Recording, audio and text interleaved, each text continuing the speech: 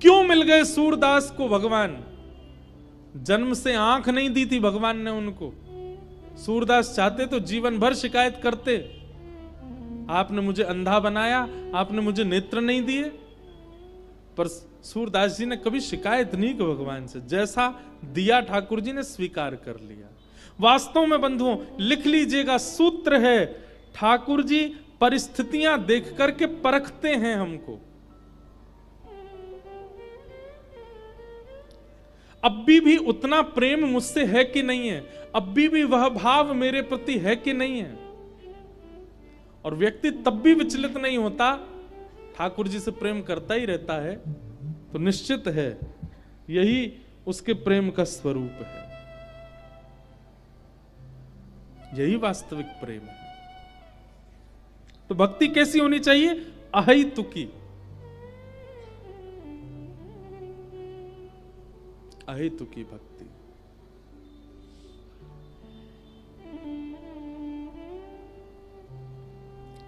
उड़ीसा में मैं कथा सुनाया करता हूं, उड़ीसा में भगवान जगन्नाथ के एक भक्त हुए, उनका नाम था सालबेग। सालबेग की यदि आप कथा सुनेंगे तो आप सोचेंगे कि इनके साथ तो इतना अनीत हुआ, फिर भी ये भगवान के भक्त रहे। सालबेग की जो माता जी थी वो एक ब्राह्मण कन्या थी, परम सुंदरी, बहुत सुंदर थी। और उनको एक मुगल के सिपाही ने उनका हरण कर लिया, और हरण करके एकांत में ले जा करके जबरदस्ती उनसे विवाह करके उनका गर्भाधान कर दिया। और वो ब्राह्मण कन्या बेचारी बड़ी बड़ी बड़ी चिंता में, बड़ी पीड़ा में ठाकुर जी से विनती करती है, मैंने ऐसा कौन सा पाप या अपराध किया जिसका ठाकुर जी आपने ये फल मुझको दिया।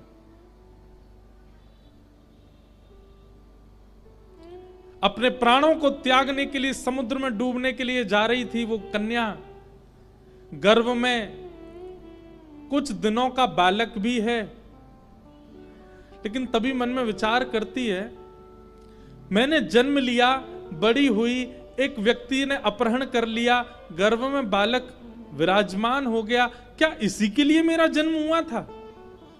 मेरे जन्म का और कोई कारण नहीं था। तब उसके मन में आया, प्राण त्यागना तो मैं चाहती हूं, पर मैं थोड़ा प्रतीक्षा करूं, और प्रतीक्षा करके ये जो बालक जन्म लेगा इसका जीवन और देख लूं, क्या पता शायद इसको जन्म देने के लिए ही मेरे साथ में जो कुछ भी हुआ। और उसने अपने प्राणों का त्याग नहीं किया, शुद्ध आचरण के साथ 9 महीना तक उस बालक को गर्भ में रखा, और 9 महीना बाद जब उस बालक का जन्म हुआ तो उसका नाम रखा सालबेग।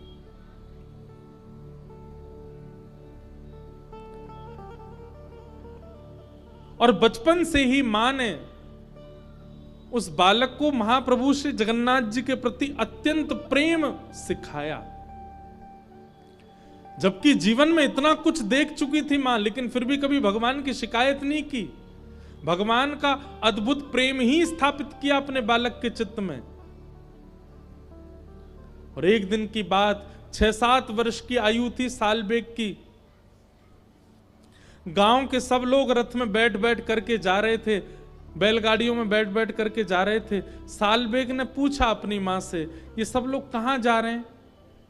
मां ने बताया, जिन जगन्नाथ जी की तुम कथा सुनते हो वो आज रथ में विराजमान हो रहे हैं, रथ यात्रा हो रही है, ये सब उसी का दर्शन करने जा रहे हैं। सालबेग ने कहा, मां मैंने आज तक जगन्नाथ जी को नहीं देखा, मैं भी जाऊं?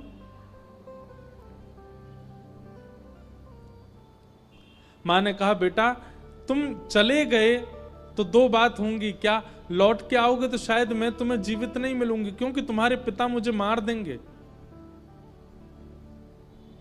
और दूसरा काम यह भी हो सकता है, तुम यदि चले गए और लौट करके आए, तुम्हारे पिता हो सकता है तुम्हें भी बंदी बना करके मार दें, इसलिए तुम यहीं बैठे बैठे जगन्नाथ जी की प्रार्थना करो। तब सालबेग ने स्तुति गाई भगवान की। बंधुओं, उस स्तुति का यह प्रभाव हुआ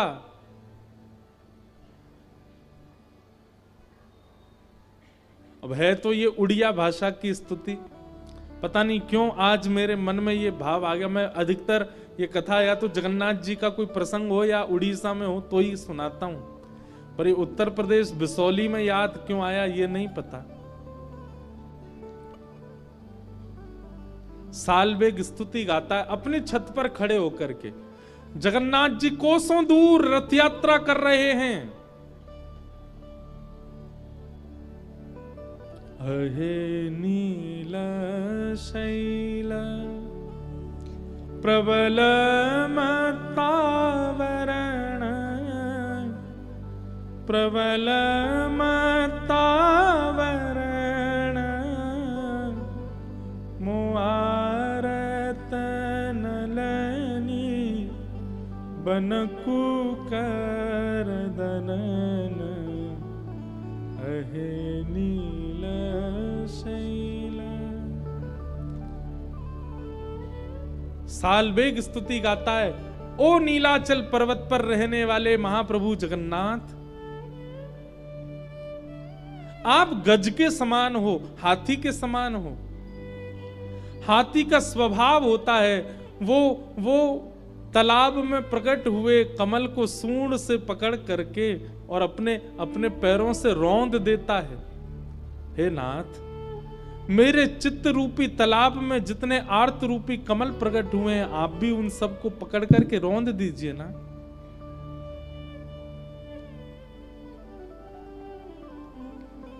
इतनी सुंदर स्तुति गाई सालवेग ने। कोसों दूर से सालवेग की वह स्वर ध्वनि, लाखों करोड़ों लोग रथ खींच रहे हैं महाप्रभु जगन्नाथ जी का। बलभद्र जी का रथ चल रहा है, सुभद्रा जी का रथ चल रहा है, लेकिन जैसे ही जगन्नाथ जी का रथ खींचने लगे, चलते चलते रथ अपने आप रुक गया। लाखों लोगों ने खूब जोर लगा लिया, लेकिन जगन्नाथ प्रभु का रथ आगे बढ़ा नहीं। सब लोग चिंतित हो गए, क्या बात है, महाप्रभु जी का रथ आगे क्यों नहीं बढ़ रहा है। पुजारियों ने, पंडाओं ने, सब ने जाकर के प्रार्थना की, हे महाप्रभु जी, हमसे कोई अपराध बना, आपका रथ क्यों नहीं चल रहा है। तब महाप्रभु जी ने वहां के दैतापति राजा को स्वप्न में कहा, मेरा रथ तब तक आगे नहीं बढ़ेगा जब तक कोसों दूर अपनी छत पर खड़े हुए मेरी स्तुति गा रहा सालवेग यहां नहीं आएगा। सालवेग को यहां लेकर के आओ, तभी मेरा रथ आगे बढ़ेगा। उसका पिता बहुत क्रूर है, उसकी क्रूरता के कारण वो नहीं आ पा रहा है। तुम सब व्यवस्था करो, सालवेग को लेकर के आओ। जब तक सालवेग नहीं आएगा मेरा रथ नहीं बढ़ेगा आगे। राजा ने सैनिक भेजे, पालकी भेजी और सालवेग को गाजे बाजे के साथ नाचते हुए लेकर के आए। जैसे ही सालवेग ने महाप्रभु जगन्नाथ जी के सामने पहुंचा है और पहली बार महाप्रभु जगन्नाथ जी का दर्शन किया, जगन्नाथ जी ने सालवेग का दर्शन किया, बिना किसी के खींचे ही महाप्रभु जगन्नाथ जी का रथ अपने आप आगे बढ़ने लगा सालवेग के लिए। और रत्न वेदी पर बैठे हुए महाप्रभु जगन्नाथ जी झूमने लगे, सबको आज्ञा करने लगे, जल्दी से इसको लेकर के आओ, मेरे हृदय से लगा दो, मैं तड़प रहा हूं इससे मिलने के लिए।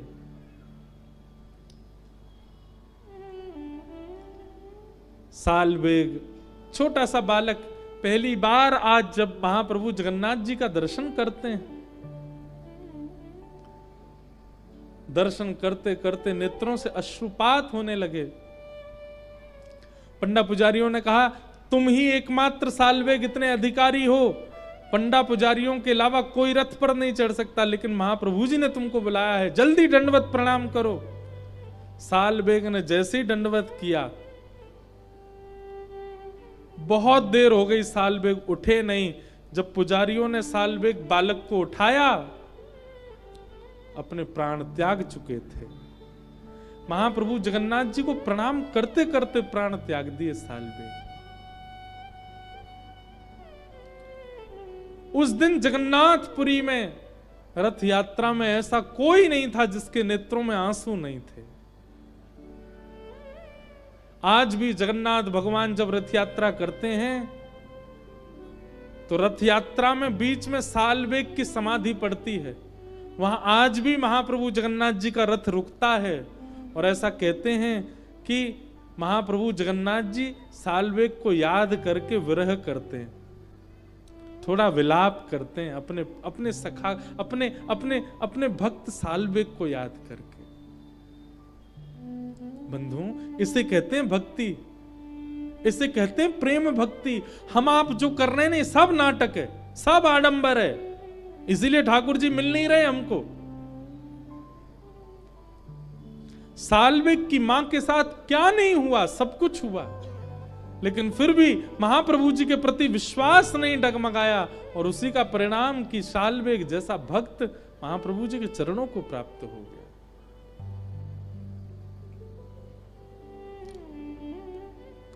परिस्थितियां परीक्षा है, उन परिस्थितियों में कभी डगमगाओ मत। ठाकुर जी का सदा स्मरण करो, ठाकुर जी का सदा भाव रखो, चाहे जो हो जाए जीवन में, पर आपकी भक्ति कभी विचलित ना हो।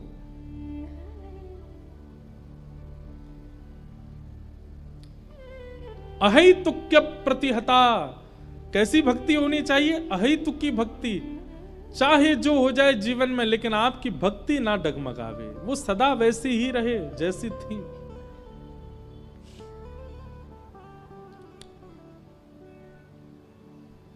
अहेतुकी भक्ति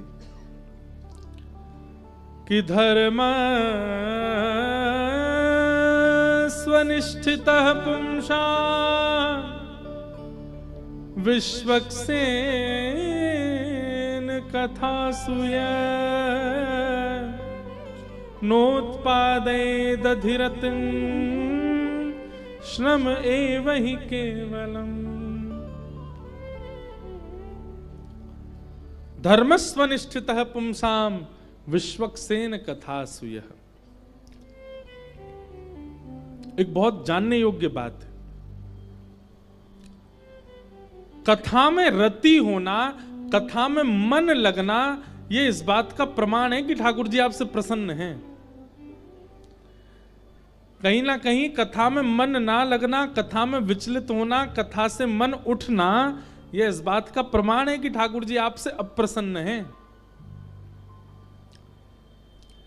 कभी आप सत्संग सुनते हैं, लोग आजकल फोन बहुत चलाते, रील देखते रहते हैं उस पर,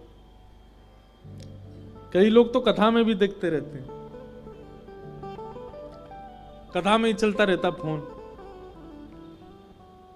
लेकिन कथा के उपरांत भी आप जब देखते रहते हो, देखते देखते अचानक सत्संग